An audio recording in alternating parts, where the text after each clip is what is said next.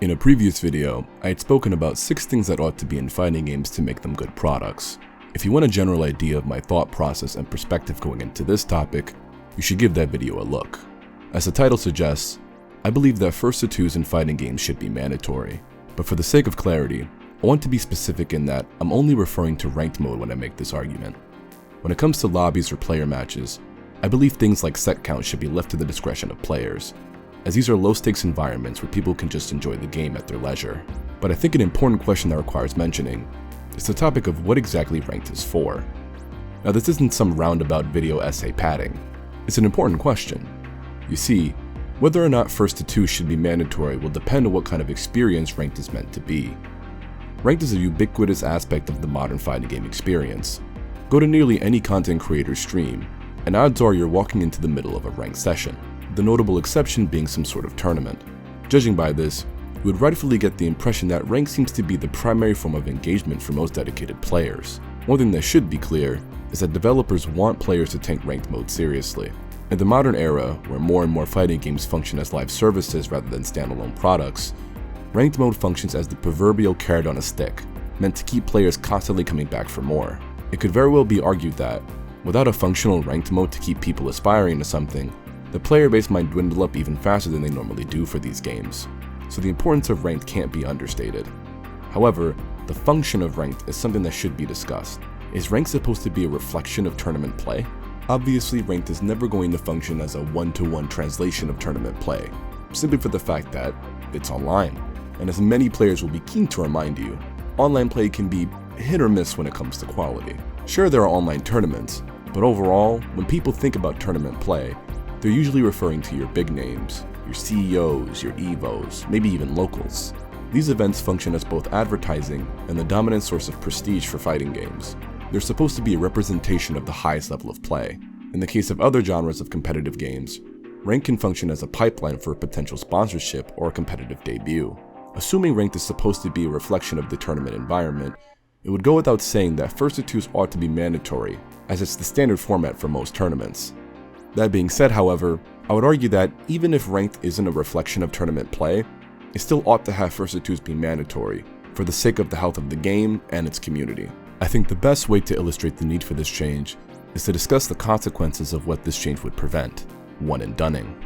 So to start, we need to discuss the consequences of one and dunning, or the act of leaving in the middle of a set. One and dunning makes it difficult for players to effectively learn matchups. When you only have between 60 to 99 seconds to see what a character's doing and how a player's using said character's toolset, there's not a lot of time to effectively learn anything or make some sort of game plan. Of course, it would be unrealistic to expect someone to grasp all of the nuances of a character's design in just a few rounds, but this scenario creates a dynamic that exacerbates the issue. Getting knowledge checked by a character is typically a sign that you're missing some sort of key info or experience, mandating a visit to training mode. But on the opposite end, being able to leave mid-set creates bad habits in players who remain uncommon or difficult to understand characters. If you've played ranked long enough in any fighting game, you know what kind of player I'm referring to. The kind that places all of their faith into a pattern or flowchart, and then leaves before giving you an opportunity to adapt. They treat each ranked match as a dice roll, hoping it will take you just long enough to figure them out that they can run away with the points. Tekken is my primary fighting game of choice, and considering the number of moves per character, this sort of phenomenon is incredibly common. While it's easy to either pin the blame on the loser for failing to adapt, or the winner for not trying to engage with their opponent, the reality is that this sort of scenario just shouldn't exist if possible. The loser should have the length of a set to figure things out and grow on the fly even if they can't win. And the winner shouldn't be playing in a system that rewards them rolling the dice and avoiding a potential challenge. It's on developers to create an environment that fosters player growth and doesn't inadvertently promote opportunistic gameplay. Changes to this end aren't even unprecedented, as ranked matchmaking has been changed to address another issue that comes with one and dunning: dodging matchups. Now, if you've dived into any fighting game subreddits or have been on FGC Twitter, you'll quickly realize that just about every character is hated by someone. But there are special exceptions who really take a beating in community discourse. Easy examples are essentially any viable grappler or zoner. These characters have been hated since the dawn of time. Even characters who have an extensive legacy in the genre still elicit groans when they pop up in ranked. Now, of course, you don't have to like these characters, or any character for that matter. It all comes down to the environment that developers create for the game and how these dynamics actually play out. Tell me if this sounds familiar.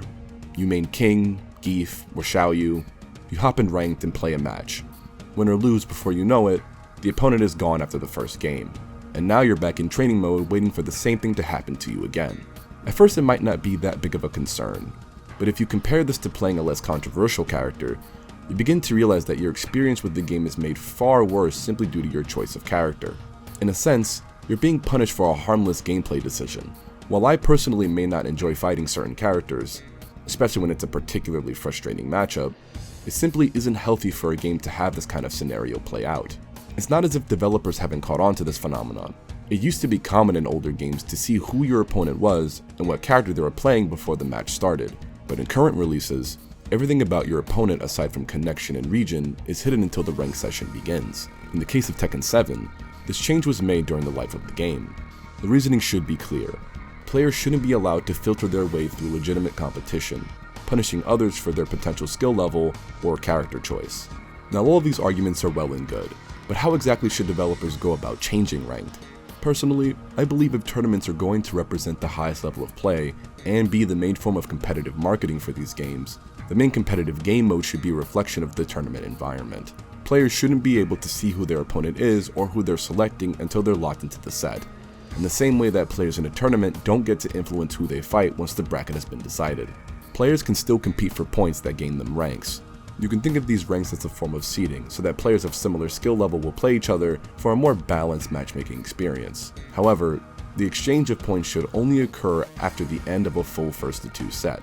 Once both players are matched and agree after checking connections and regions, the amount of points both stand to gain and lose is displayed, and then the match begins. In the case of poor connection quality, after a prolonged period of a 40 ping spike, so for example if the game starts at 50 ping, then jumps to a maximum of 90 ping, or if there are more than 3 sudden spikes in the ping, then both players are given the option to cancel the match, and no points are exchanged. Now the acceptability of lag and variances in connection is going to depend on the person, and personally I'm no network engineer, so the specifics when it comes to the individual numbers and values can be subject to change. It's just a general framework. After a game is completed, a player has the option to forfeit the set and leave, in case of any IRL concerns. Similar to self-DQing in a tournament, you give up any chance at winning and the full value of the set and points is given to the winner.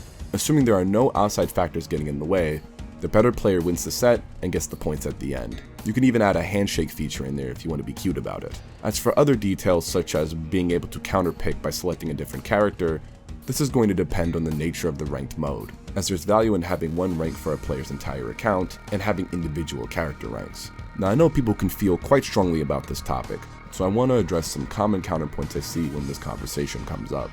No one owes you a match. This is sort of a snappy retort that I often see in discussion, but in practice, I don't really buy that anyone truly believes this in principle. Otherwise, it would be impossible to penalize other things like rage quitting or ducking people. The fact of the matter is, everybody agrees to some variant of a terms of service before engaging in any sort of online game. Fighting games are a shared experience, so some demands are made of players in service of preserving that shared experience. To put it another way, following this logic, if no one owes you a match, then no one owes you a round either. Do you see where this logic becomes a bit unsustainable? I just want to enjoy the game the way I want to. Ranked is simply one of many game modes a fighting game has to offer, but it also happens to be competitive and potentially frustrating by proxy. Not everyone who plays these games are striving for something great, and some are simply trying to enjoy the game for other reasons, which is completely fair. If you want more control over your online game experience, then modes like lobbies and/or player matches just might be better for you. No pressure to complete a set, and no requirement to play out matches you don't enjoy. I wouldn't even mind if banning characters became a feature in lobbies for casual players. Why should I be forced to play characters I don't like? This is a strange line of reasoning for the community known for telling people to get good and learn matchups. But honestly, if you have to avoid certain characters, then you should be questioning the legitimacy of whatever rank you currently hold. Giving design criticisms is fine, and should be encouraged. But I feel that many people who rail against the very existence of certain characters and archetypes underestimate just how bland these games would be without them. Say what you will about Xiaoyu in Tekken. I don't enjoy fighting her myself, but she's an incredibly unique character that represents a style of gameplay not really seen anywhere else in the genre. Tekken would be a tangibly less interesting game with her gone. Same could be said for many characters as well. If ranked is going to be the de facto competitive mode of the game, then you're going to have to engage with the competition no matter what shape or size that comes in. Online fighting games may not be perfect, but I think a change like this would do tangible good for these games and their respective communities. But if you disagree, let me know in the comments. I'm genuinely curious. Take care.